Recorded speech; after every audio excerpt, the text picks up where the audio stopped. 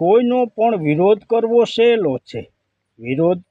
સહેલો છે, પરંતુ જ્યારે સત્તા પર આવ્યા પછી આપણે જે વિરોધ કર્યો હતો તે શું આપણે કરી રહ્યા છીએ? તો ભાજપમાં આવું જ બની રહ્યું છે.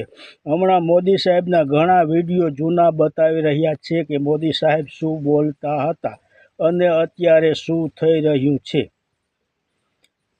આજ ભાજપ સરકાર કોંગ્રેસના શાસનમાં જીએસટીનો વિરોધ કરતી, તે જીએસટી પાછું લાવ્યા.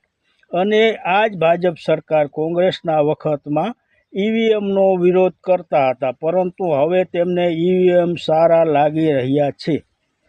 અને રૂપિયો गिरे तो देश की प्रतीक्षा गिरती है, रुपया गिरता है तो पीएम गिरता है. પરંતુ આજે આ રૂપિયો 100ની નજીક પહોંચી રહ્યો છે. તો ત્યારે વિરોધ કરતા હતા, અત્યારે કેમ રૂપિયો નીચે જઈ રહ્યો છે? અને ત્યારનું અર્થતંત્ર અને અત્યારનું અર્થતંત્રમાં કેટલો ફરક છે. મોંઘવારીનો વિરોધ કરતો હતો, અટાણે મોંઘવારી બેકાબૂ બની ગઈ છે. જે વિરોધ કર્યો તે અત્યારે બની રહ્યું છે. તો હવે કેમ અઘરું લાગે છે? પગ નીચે રેલવા આવે ત્યારે ખ્યાલ આવે કે આપણે જે વિરોધ કર્યો તે જ આપણે કરી રહ્યા છીએ.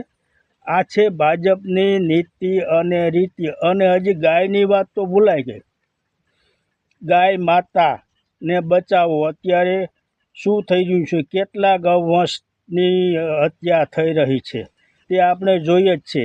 આ બધા વિરોધ કરતા હતા, પરંતુ અત્યારે આ જ તેના શાસનમાં બની રહ્યું છે. આનું જવાબદાર કોણ? શા માટે ત્યારે વિરોધ કરતા હતા અને અત્યારે તે જ બની રહ્યું છે? જય માતાજી.